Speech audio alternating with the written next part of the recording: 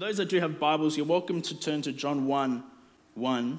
So this I say, and affirm together with the Lord, that you walk no longer just as the Gentiles also walk, in the futility of their mind, being darkened in their understanding, excluded from the life of God, because of the ignorance that is in them, because of the hardness of their heart, and they, having become callous, have given themselves over to sensuality for the practice of every kind of impurity with greediness.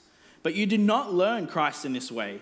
If indeed you have heard him and have been taught in him, just as truth is in Jesus, that, in reference to your former manner of life, I'm not reading John for those that misheard me, by the way. I'm reading other scriptures, you're turning to John. You lay aside the old self, which is being corrupted in accordance with the lusts of deceit of this world. And that you, that's you, say me. That you be renewed in the spirit of your mind and put on the new self, which in the likeness of God has been created in righteousness and holiness of the truth. So our mind being renewed to the likeness of God. In Colossians 3, you can write this down for reference. So that was Ephesians 4:17 to 24. Now Colossians 3, 9 to 11. Do not lie to one another, since you laid aside the old self with its evil practices and put on the new self, who is being renewed, that's you and me, to a true knowledge, according to the image of the one who created him. A renewal in which there is no distinction between Greek and Jew, circumcised, uncircumcised, barbarian, Scythian, slave, free man, but Christ is all and in all. So really, we can, Evangeline, coming up real quickly, just stand right here for me. Quick.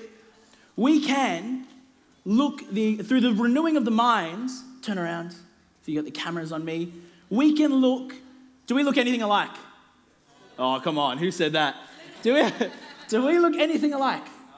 No, actually, she's my sibling, I should have chosen someone else. Do we look anything alike? Hopefully not, for her sake. But we can look very, very similar because of Christ that's in us. See, through the renewing of the minds, we are putting on Christ, which is our new self. Meaning we can actually both look like Christ. So we look nothing alike, but we can both look the same. Thank you, Andrew. The Father's heart is to bring us back to the purposes of God. And the purposes of God is revealed, Jesus, the Son, actually revealed this in the Lord's Prayer. Our Father, hallowed be your name, your will be done, and so on. Lord, your will be done on earth as it is in heaven. The purposes of God is heaven on earth. That's actually the purposes, the will of God. So when we ask ourselves, well, what is, and I'm going to get to the renewing of the mind, but when we ask ourselves, what's the purposes of God? What am I called to be, do, who I am? It's heaven on earth realities. It's living like heaven on earth. And it's actually seeing, I love, the beautiful testimonies, and all of you kept emphasizing, and I love how Sally kept emphasizing, miracles are going to happen here and now this morning. Like, they're not just for Africa. They're not just for Africa. And I don't want you to raise your hand, but if you're in this room and you have voices in your head, if you have sickness in your body, if that's you, I'm talking to you right now, that leaves today. That leaves today. The Holy Spirit is here, and he is just going to make you new. Not by our works, but by his power. See, it's in him. It's in him that this in him conference. 30 off, put that discount code in, register now, ggclife.com/in him. And we'll hear more about that. A renewed mind is a mind that has, get this, a renewed mind has and being revived, and you can do some more deeper research in this, revived, renovated, restored. That's what renewed actually means. Revived, being made alive, renovated. For those that are moving into new houses, or you're fixing your bathroom, your kitchen, you're knocking old things off and you're putting new things on. Yeah? And restored back to its created value. So our created value is walking in the purposes of God.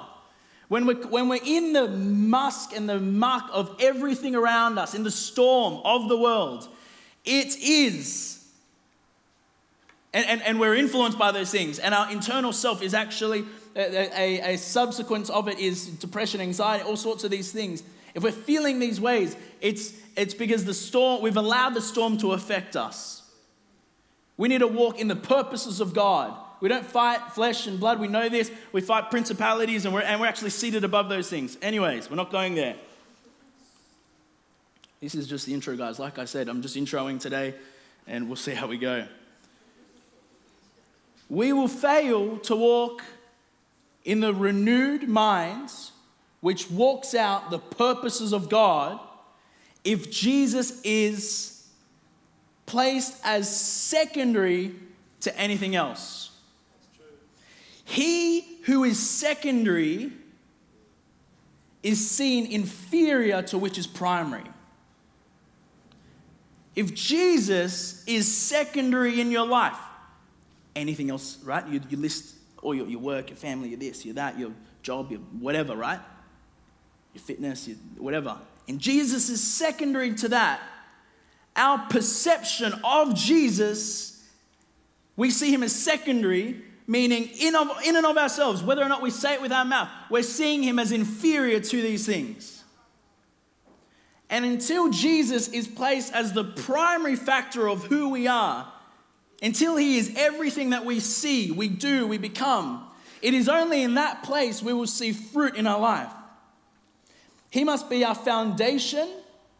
He must be everything that's laid down. It's where we start from. He must be our fullness, what sustains us, what fuels us. He must be our sole option. Plug for there's a rapper, Sole Option. Search them, YouTube, podcast, whatever. There he is. But he must be our sole option. There's no other option. It's just Jesus. It's in that place that his primary, we live with the renewed mind. The outworking of the renewed mind is walking out the purposes of God, heaven on earth realities.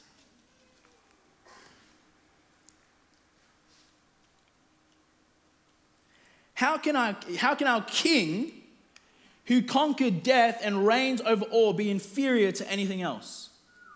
If we really see him as king.